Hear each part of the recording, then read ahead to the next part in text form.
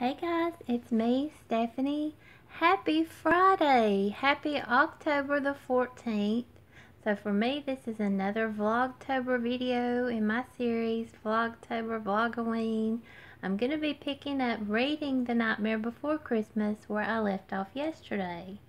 The first few chapters that I've read, I'll link down in my description box below. This is the book that I'm reading, Tim Burton's Nightmare Before Christmas. If you want to pause to read the information that I went over in my very first video.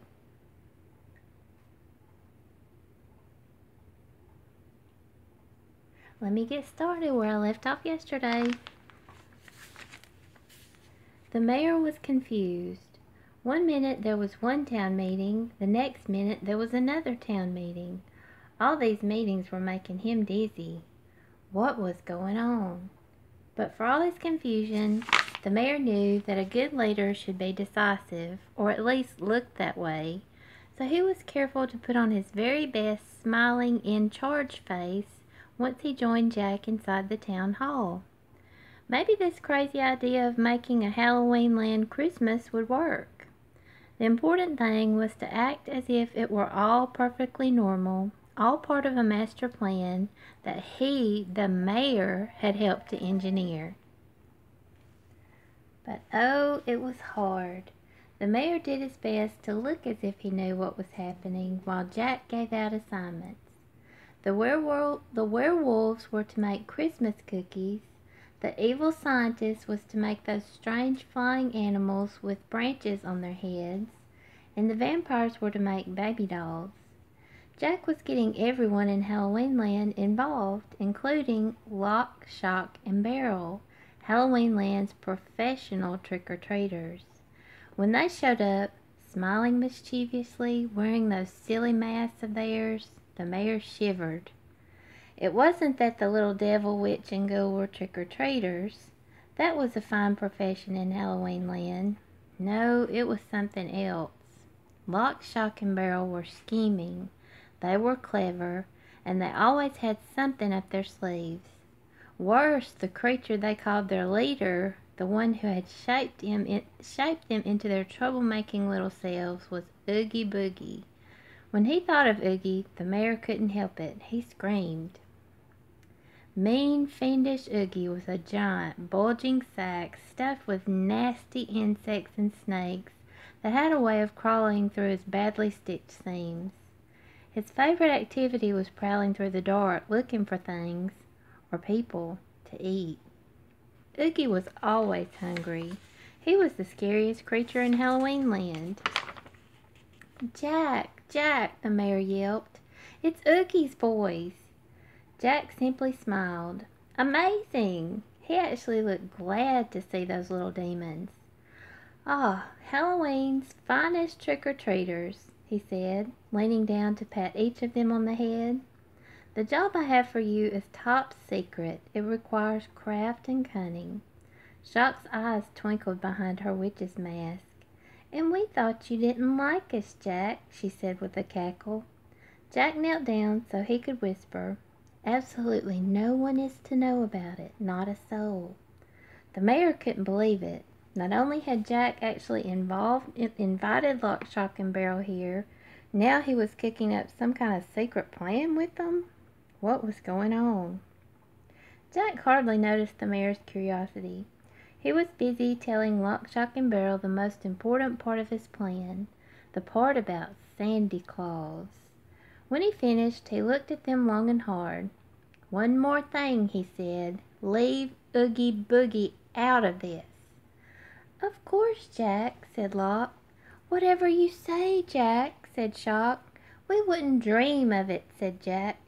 "We wouldn't dream of it, Jack," said Barrel. And one by one they crossed their fingers behind their backs. They were lying, but how could Jack know that? As the three little monsters hurried out of town hall, giggling merrily, Jack smiled after them. His dream, he thought, was coming true. Little did he know that it was rapidly turning into a nightmare. Lock, Shock, and Barrel loved nightmares. Gleefully they hurried home to their tree house, which was perched on a gnarled old tree atop a steep ravine. Once there, the terrible threesome sat down and took off their masks. They smiled at each other. Their real faces were exactly the same as their masks, but no one in Halloween Land knew that except Oogie Boogie. They began to plan their crime, how to do it. Locke, who often thought out loud for the group, said they should set a trap for Sandy Claus, then throw him in a big lobster pot where he belonged. Then Locke had a better idea. What if they went to his door with a cannon? That might be fun. Shock, the brains of the operation, was scornful. What good would Sandy Claus be blown to bits? Jack wouldn't like that. Then again, how important was Jack's opinion? After they kidnapped Sandy, in one piece of course, they could bring him to Jack for a moment, but then he should go to Oogie Boogie. After all, they worked for Oogie. They had to stay on his good side. And what could please him more than a big, fat, juicy lobster man? The trio giggled in agreement. Great idea! They climbed into their claw-footed bathtub and zoomed off in search of their prey. Chapter 7. Of course, Jack knew nothing of Lock, Shock, and Barrel's plans. He was too busy working on his own plans, which were becoming more elaborate by the minute. He was handing out assignments to everyone in Halloween Land, from the smallest gremlin to the biggest behemoth. If he had his way, everyone would take part in Christmas, even Halloween Land's own band that played mournful tunes out on the street every day. Surely if they tried, they could learn to play Jingle Bells. When Jack asked them, they assured him that they could. Like most folks in Halloween Land, they found it hard to say no to Jack. They liked him and would follow where he led, even into unfamiliar territory. Sally, of course, not only liked Jack, she loved him. So when he came to her at the meeting and said, "Sally, I need your help more than anyone's," how could she say no? He wanted her to sew him a Santa Claus outfit, and she would do it. But Sally's heart wasn't in it. In fact, her heart was full of dread about Jack's plans. She kept thinking about the strange omen she'd had of that Christmas tree going up in flames. It frightened her, but when she tried to tell Jack about it, she didn't get very far. "Jack," she said, "please listen to me. It's going to be a disaster." "How could it be?" he replied, showing her a drawing of Santa Claus' suit. "Just follow the pattern." Sally tried again. "It's a mistake, Jack," she said, seeing once again in her mind that terrible burning tree. But it was no use. The only thing Jack wanted to do was think about his suit.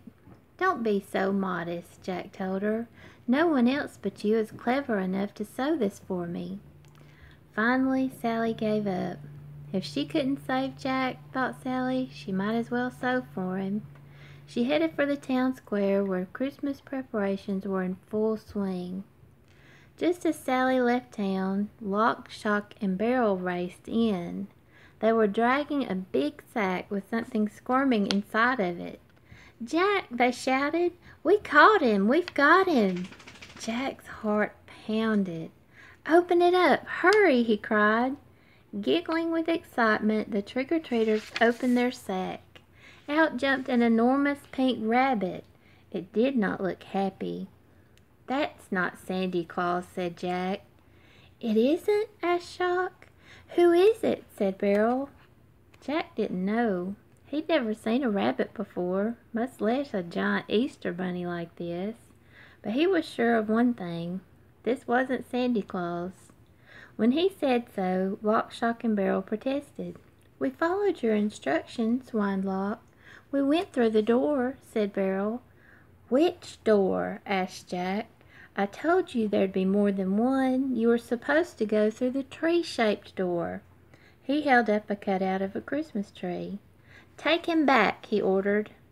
The trick-or-treaters were disappointed, so they did what all nasty little demons do when they're disappointed. They started to blame each other. It soon erupted into a huge fight. Shock grabbed Lock's throat, barrel pounded Shock on the head. Jack, normally a patient fellow, found his patience with the trio running out, so he did something he usually saved for the darkest hour of Halloween night. He rattled his bones at them.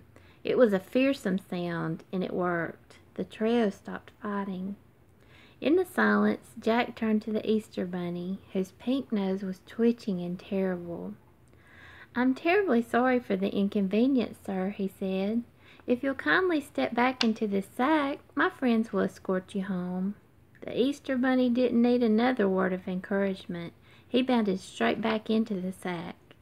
As Lock, Shock, and Barrel carried him away, Jack shouted after them, "Take him home first. Apologize again. And be careful with Sandy Claus when you fetch him. Treat him nicely." Jack watched the 3 trick-or-treaters leave and took a deep breath. Being a mastermind was not easy, but it did have its rewards, as he discovered the next day. The moment he saw the Halloweeners preparing Christmas in the town square, Jack's heart began to sing. Everything he saw, from the evil scientist working hard on his skeleton reindeer to Sally stitching away on a magnificent red Santa Claus suit, was like a wonderful dream come true. He skipped through the town square so happy that his bony feet barely touched the floor. There was so much to admire. At one table, a team of vampires strung tiny skull-shaped lights. At another, a group of witches made baby voodoo dolls. And a third, Halloween Land's hardest-working werewolves toiled away at a magnificent goblin in the box. Jack fairly hummed with joy. This was going to be the most amazing Christmas ever. Santa Claus thought so too. Far off in Christmas Town, while his elves assembled beautiful toys and baked mouth-watering cookies, cakes, and pies, Santa sat in his snow-covered cottage, making his list and checking it twice. What he read made him shake his head in astonishment. Nice, nice, naughty, nice, nice. "Amazing," he murmured. "There are hardly any naughty children this year." His ruddy face beamed. "This is going to be a Christmas to remember," he thought happily. At that moment, his doorbell rang. "Now who could that be?" mused Santa. Reluctantly setting his list down, he lifted himself out of his armchair and walked to the door. When he opened it, he saw 3 strange little children smiling up at him. Why were they dressed like a witch, a devil, and a ghoul? Why were they carrying that huge sack? And what, Santa wondered before everything suddenly went black, did they mean by trick or treat? Chapter 8. "You don't look like yourself, Jack. Not at all," said Sally the rag doll. She and Jack were in the town square, and she was helping him on with his new red coat. Sally didn't like much about this strange Christmas holiday, and she didn't like the red coat either, even though she had sewn it herself. Jack looked so much better, she thought, in the elegant black suit he usually wore. But Jack was ecstatic. "Isn't this wonderful? It couldn't be more wonderful," he exclaimed as he buttoned up the coat. "But you're the Pumpkin King," said Sally, wishing Jack would come to his senses. He didn't even hear her. As far as he was concerned, he was a million miles from Halloween. Tonight was Christmas Eve, and he was ready for it. His wonderful coffin-shaped sleigh was loaded with gifts made by the Halloween folk. He was wearing a magnificent Santa Claus costume, and soon, any minute now, he would be taking off on the adventure of his dreams. Jack looked at himself in a mirror. Something, he realized, was missing.